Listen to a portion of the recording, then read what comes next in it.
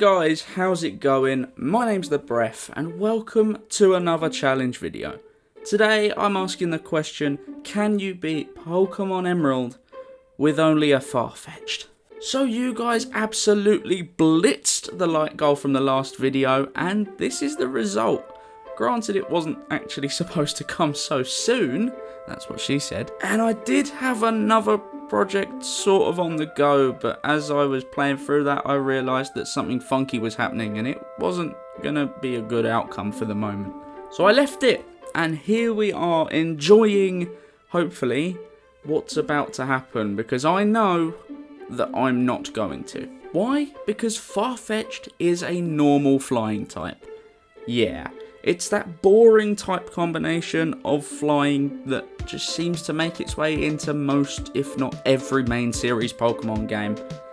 And Farfetch'd doesn't exactly have the best stats to back up that poor typing. With its best stat being 90 in physical attack, it can certainly do some good damage under the right circumstances, but 55 defense, 52 health, and only 62 special defense?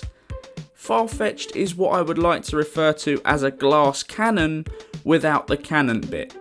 It's just a sheet of glass. Under the right circumstances, I'm sure it can do fine. It can do enough damage to hurt, but it certainly is gonna be a pain.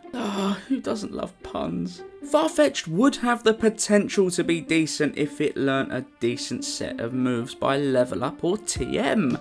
And then you have a look and you realise that it gets Peck right off the bat, and it doesn't learn another attacking move until level 16, and that's only Fury Attack. At level 21 it learns Knock Off, which is the only special move that it learns, and given its terrible special attack, it really has no place on the moveset, apart from maybe to help out with the first gym. After that, it doesn't learn a good move until Swords Dance at level 31, which is an abusable mechanic, but one I think I'm going to have to use to get through this playthrough, with my sanity and liver still functioning perfectly. At level 41 it also learns Slash, which, I'll be honest, by the time we get it, we're probably going to replace it with Return, let's just be honest with you. In terms of TM moves, it can learn a fair few that don't really help us. I think Fly and Return are probably going to be our biggest ones. But that is something that remains to be seen, and the only way to do it is to talk about the rules and then get straight on with it. So for this week they are very straightforward and simple. Farfetch'd only in battle, no items are allowed in said battles apart from those little things called held items, and finally TM usage is quite clearly going to be allowed, because without it, I genuinely believe this challenge would be impossible. Of course, given that this is an Emerald playthrough, we are also going to be trying the post-game fight with Steven, and between you and me, I don't know if it will be possible. I think it should be, and I reckon we could even manage it lower than max level, if we can actually get to that point without being max level.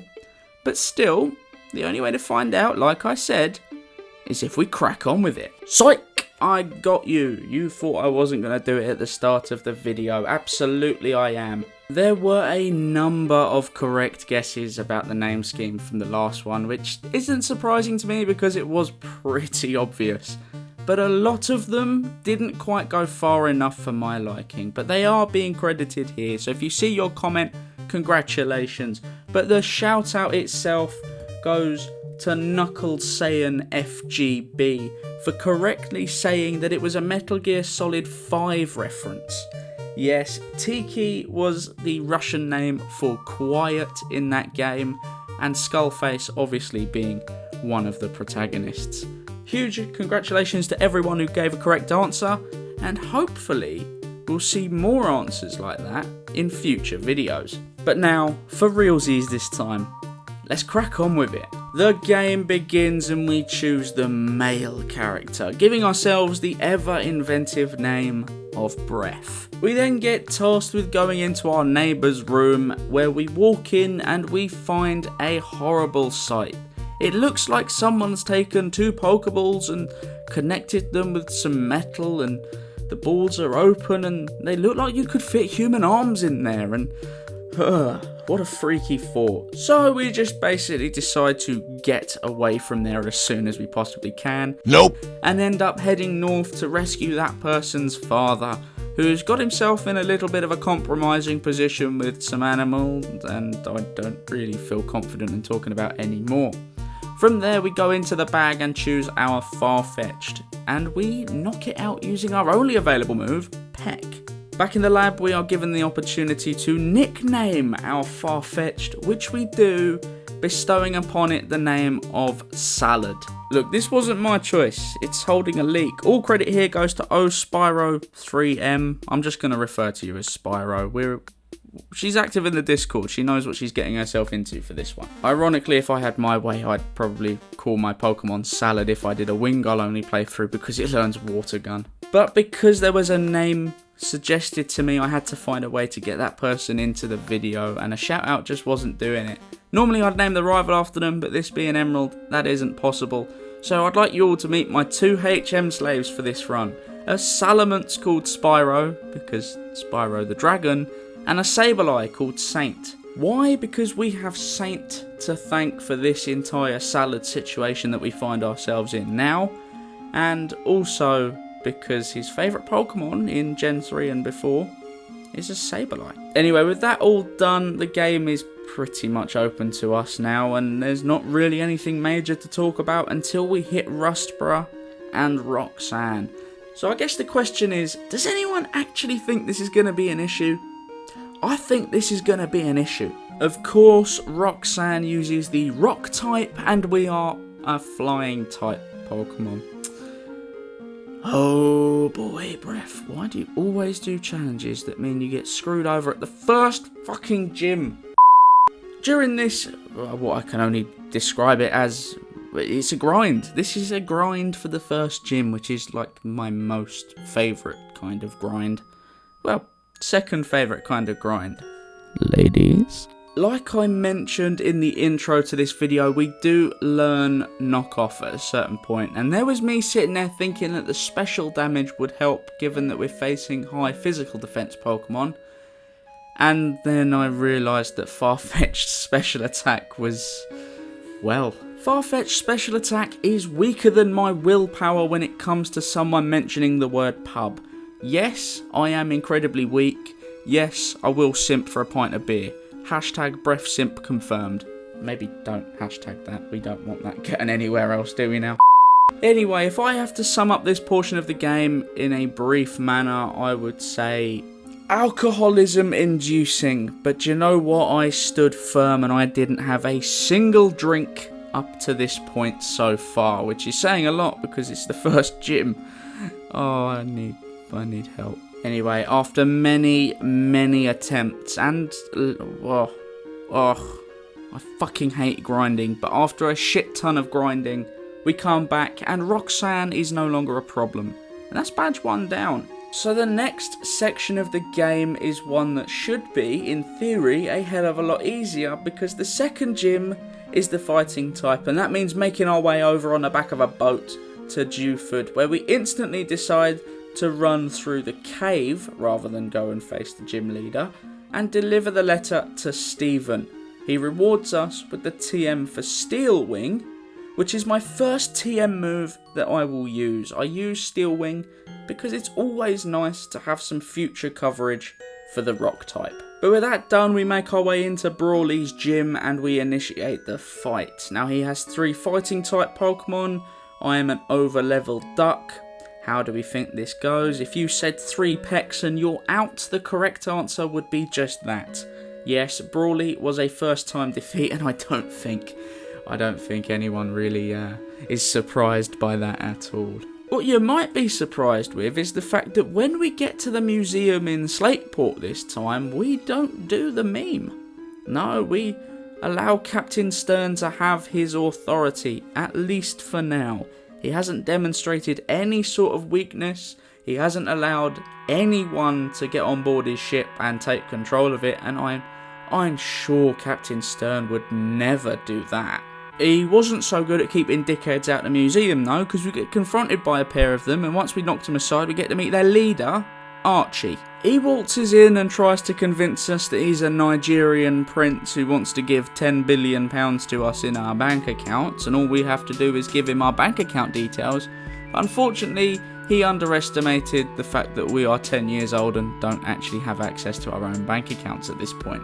So he walks off in a strop and leaves us to it. That means that our next encounter has to be the rival fight with May, despite the fact she's not the rival, and I keep getting that wrong. Hashtag Breph's a pleb.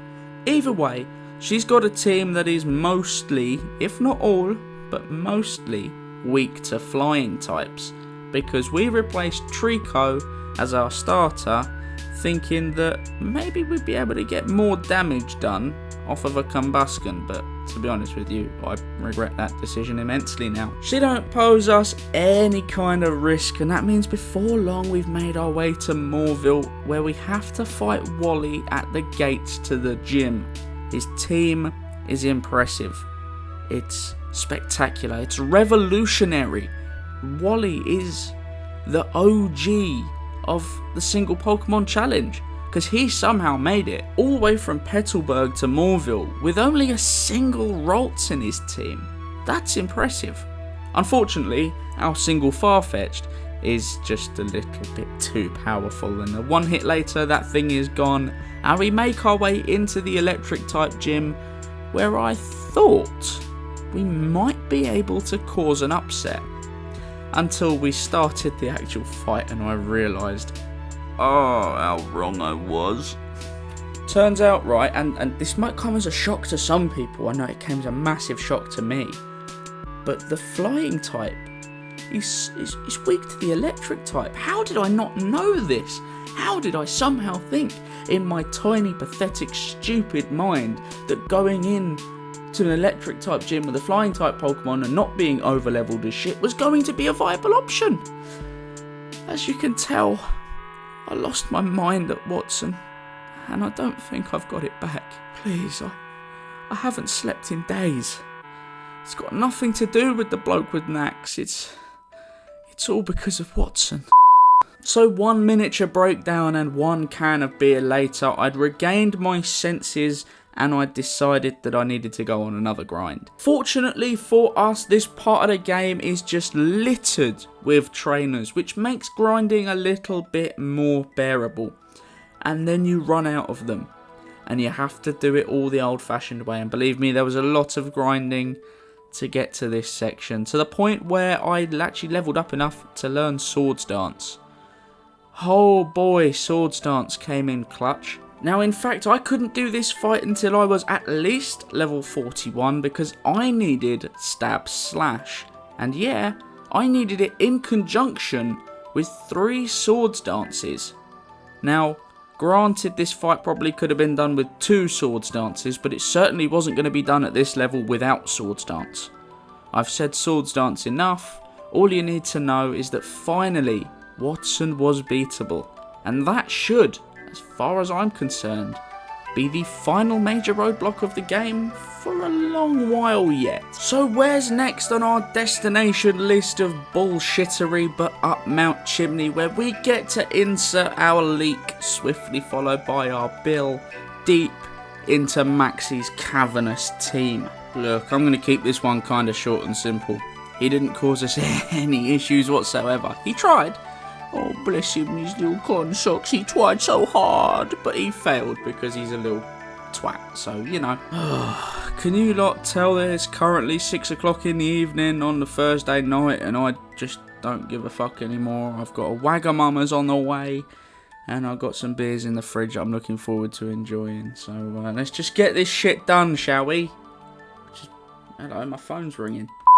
So with all interruptions aside, and with a Wagamama's inside of me, yes, that is exactly as sexual as it sounds, we make our way down to Flannery's gym, and for once, I'm not worried.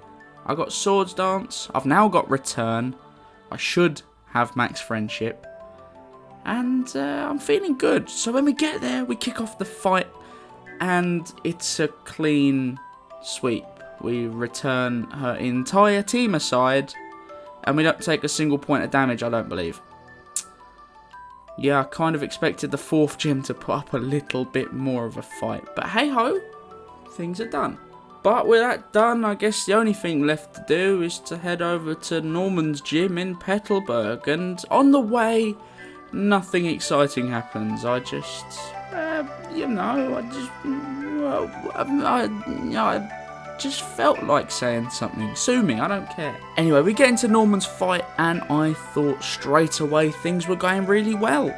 Until we got to the slacking, I used return, it wasn't enough, and we got countered back into the ground.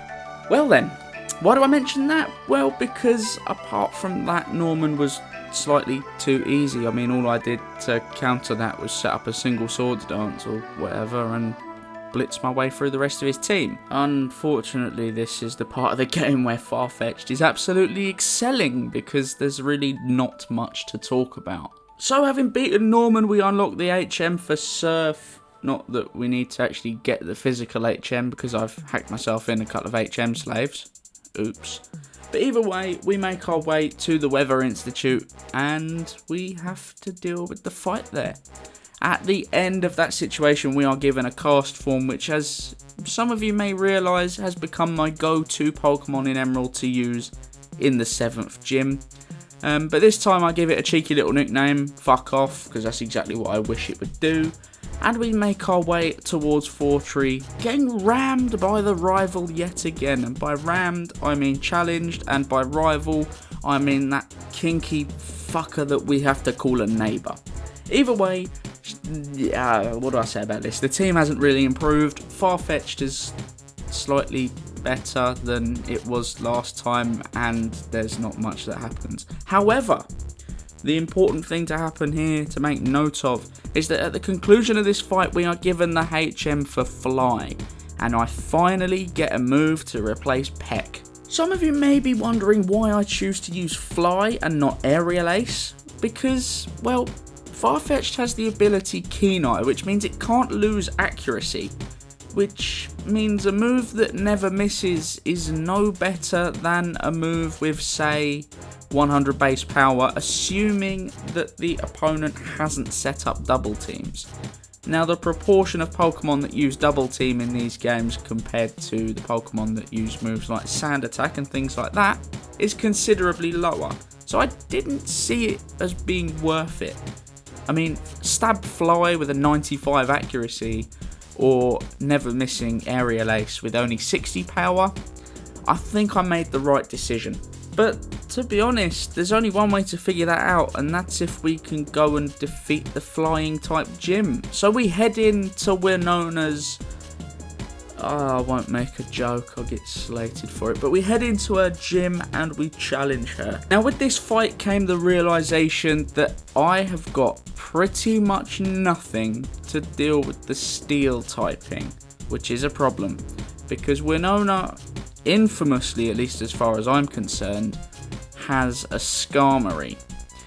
And that thing has the capacity to hit hard, and it has the capacity to take a few hits. Now, having used one in an Emerald Kaizo run, where I didn't use any attacking moves, I can tell you actually it's a really good Pokemon. But unfortunately it's not quite good enough, because we do manage to get rid of it, and we claim the 6th badge, and I don't think I've had to grind for a while. Which is actually really impressive given how crappy Farfetch'd's stats were. Try saying that 100 times. Anyway, with 6 badges down, we enter the probably worst section of the game, but actually leads to some of the most fun and biggest story progression, if you ask me. Yeah, turns out Pokemon games have a story. We head up Mount Pyre, where we get lectured by Archie about something to do with Team Aqua and Magma and blue balls and red balls and all the different kinds of balls. And then we're sent on a little fetch quest, which, for anyone who's played games like Skyrim or even Ghost of Tsushima, fetch quests are something that we just love as gamers. So when we are tasked with going to the Magma hideout deep in the volcano and bumping into Maxie as he tries to release the legendary Groudon and kind of half completes his goal, well, you'd think that was a good point. But no, because the fight there doesn't really cause us any problems. I think, at least as far as I'm concerned, Farfetch'd and any Pokemon in general with a decent attack stat and Swords Dance becomes pretty much unstoppable. But once we've done that, we make our way to Slateport, where we get to witness as Captain Stern allows the impossible to become possible. He lets someone sneak in behind his back and steal his submarine. Which means, unfortunately, Captain Stern, your position is now void, and it's official. I'm the captain now. So, as the newly crowned captain of that ship that's just been stolen, I have to go and rescue it, because of course I do. And that means we have to head off to Lily Cove, to the hideout there where nothing happens, so fuck that, we move on to Tate and Liza. On the run through the gym, we encounter a trainer with a Ralts. Now, given how rare they are in this game, their catch rate being... well, the catch rate's not the problem, it's the encounter rate. But the fact that we've got one before us, I can't contain myself. I can't stop myself. My fingers were literally performing the action that everyone loves. I just couldn't stop them. They were already there. They were tapping away at the keyboard. It wasn't my fault. My hands, they cracked open our master ball, and the less that we say about that, the better. But we arrive at the gym leaders and we kick off the fight, and I wasn't worried. We set up the swords dances, fucks off, and with that, it's just a pretty simple sweep. And genuinely is just a sweep. Bam, bam, bam, bam. Gym's done. 7th one down. Only one more gym to go. But before we can do that, I try and test this game. So what I do is I leave the gym, and because I've got HM slaves that already know the move dive, I figured we could have some fun. So we dive into Satopolis, which we're allowed to do. And actually, to be fair, there's no reason why we shouldn't be allowed to do that. But it's when I go and discover Pacific Log Town, no Mirage Island this time, but it's when we get down to the Seafloor Cavern that this game really shows me how much they thought of it. Because you can't proceed. There is a Team Aqua member standing in the way who pretty much tells us we have to go and do the double battle with Steven. And it's kind of confusing to me because legitimately, at this point in the game, you should have no access to Seafloor Cavern. I mean, you don't actually get dive until you do that fight. So the fact they thought of something, Game Freak, you've managed to impress the Breph, which is kind of like saying that you've managed to make a puppy all excited because you walked in the room. It's not that impressive. But either way, we have to go in and deal with Team Magma, which we do. We collect not only the HM for dive, but also the King's Rock, which will be my one and only held item that I will use for this entire game. I haven't used one this far. Either way, now we've actually got the HM legitimately. The grunt that was there before is gone. He's slung his hook, he's off. So that means that we're allowed to descend down the Seafloor Cavern until we reach the resting place of Kyogre. Here we are challenged by Maxie's carbon clone, but with a water type, Archie, who, well, given the situation with Maxie, I don't think it's any surprise to anyone that he didn't cause us any problems. But when he releases Kyogre, all hell breaks loose, and we have to fly ourselves into Satopolis to watch them headbutt each other, I'd assume. I don't know what they do, but we watch a little fight cutscene and we dive into the Cave of Origin, where we meet Wallace, who tells us that no, we had the knowledge the whole time. We knew where Rayquaza was, and not only did we know where he was, we knew where that place was on the map, which is just batshit crazy if you ask me. Nevertheless, we go and we wake up Shrek's dick, and he flies off. It just detaches itself and makes its way across the skies. But with the world saved, that means we gain access to Juan's gym, and we can go in and fight it. Now, this should have been a sensible one. This should have been a first-time victory, but you've given the controls to an absolute pleb who needs all the help he can get, and also he failed the first time round. Second time round, we set up our swords dances and get to work. getting our health whittled down to 69 HP in the process. Nice. Not only that, it gets double nice because we finished the fight, claimed the 8th and final badge with 69 HP left. So with that, we draw ever closer to the conclusion of this run, making our way in to Victory Road to encounter Wally. And the real Wally at this occasion was me, because first time round I get my absolute fucking arse spanked. And yeah, I'm kind of embarrassed about that, I'm not going to lie. But I'm sure some of you will realise that wasn't the first time I got my arse spanked. And yes, I'm having flashbacks of a certain basement and a certain rake. But as art imitates life, we go and we spank Wally's ass the second time of asking, and that's it. The Elite Four, champion, and post-game fight with Steven are all that are left. That's it. We're nearly done. Even so, we crack on, we jump straight into it and kick off the fight with Sydney. Sydney has a couple of members on his team that are both dual grass and dark type, namely Shiftry and Cacturn, and both of them basically make both of them kind of make throwaway members. Yeah, I had to say it like that just to be able to get the fucking line out.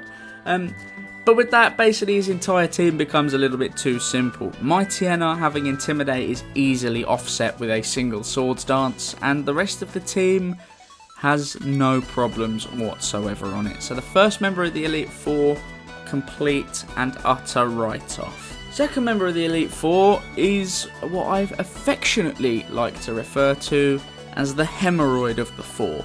Painfully annoying, causes me bloody rage, and also just plain hurts. Her first Dusclops is pretty much the reason for all of this, because it knows Curse and it ain't afraid to use it. And as anyone would know in a single Pokemon challenge, the second you get hit with Curse on a team with 5 members, the fight is over, because Curse deals a quarter of your damage, your HP and damage each turn.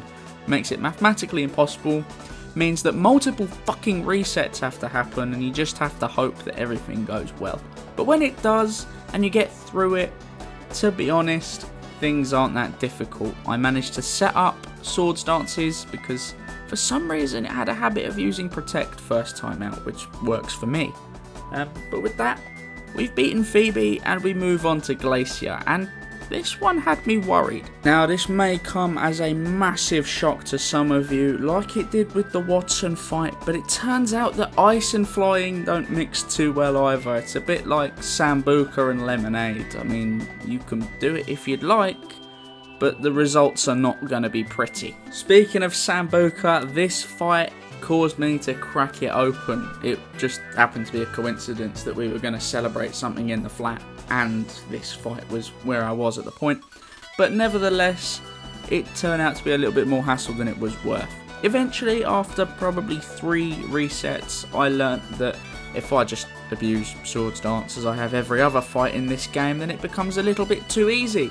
And just like that, we defeat the 3rd member of the Elite Four, meaning that the last member is just knockoff Lance. It's Drake.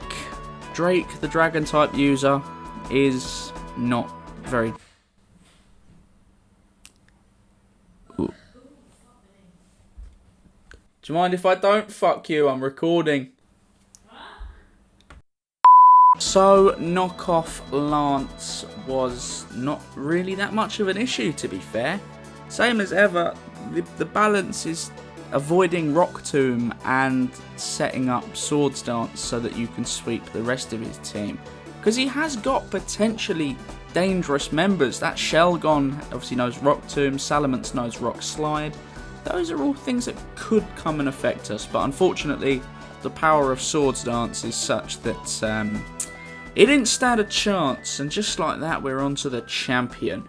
Wallace caused me a few restarts, and I could have torn my fucking hair out, well, what's left of it at this point, to be honest with you. It was annoying because it shouldn't have been a fight that caused me resets.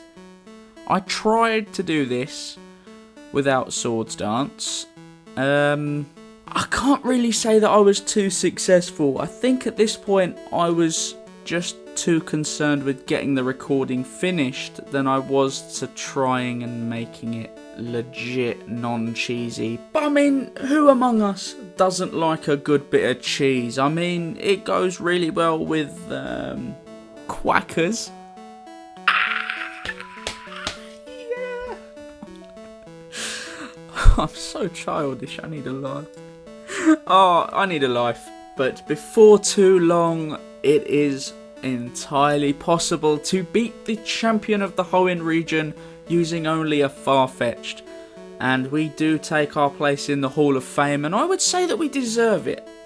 The problem is that that fight isn't where the game ends, and we have to then go and fight Steven in Meteor Falls. And I'm going to keep it quick because we have just crossed the half-an-hour mark in this video. So, Steven meant grinding. I don't think there was any surprises there. It meant grinding all the way up to level 80 before this was a viable challenge. And even then it took a number of resets. I mean, that Skarmory was a big problem. With Toxic and with Aerial Ace and Steel Wing, it knew how to do some damage to me. So, on this really lucky run, and there's no other way to say it, we managed to utilise all of our available options. We managed to get through Skarmory without taking any damage and make ourselves an issue for every member of his team. Upon reaching Aggron, we realised it knows Thunder, and, well, that thing caused me so many problems. But you know what? This time it isn't. We managed to defeat the Aggron, we defeat the Metagross, and just like that, we've beaten Steven Stone using only a Farfetch'd, and that means the game is now complete.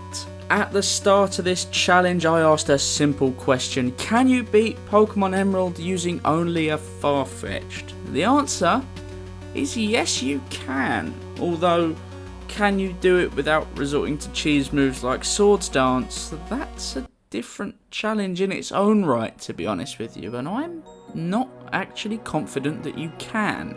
It doesn't learn good level up moves. It doesn't learn good, TMHM moves. It's really not that good.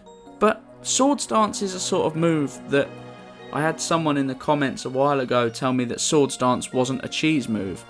But I still stand by the fact that it kind of is, because Swords Dance can take a Pokemon from being useless to being semi-useful to hell even being overpowered. And that, to me, makes it a cheese move. So, do I feel dirty that I cheesed my way through this game? A little bit. Am I glad that I did it? Absolutely, because Farfetch'd is not a Pokemon that is really used for anything other than being an HM slave. Well, thank you so much for watching. I'm not going to take up any more of your time. It is so greatly appreciated and a really valuable thing to have in this day and age. If you did enjoy this video, please do slap a like on it.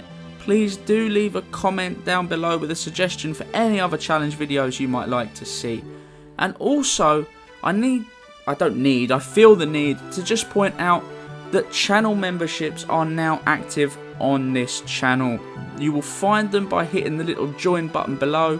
Of course, nobody ever has to give any sort of money to me. They are there just as an option. Your perks, your tiers, everything is there. By all means, go and read them, and if you feel like supporting the channel in that way, I can't thank you enough, but I don't expect it.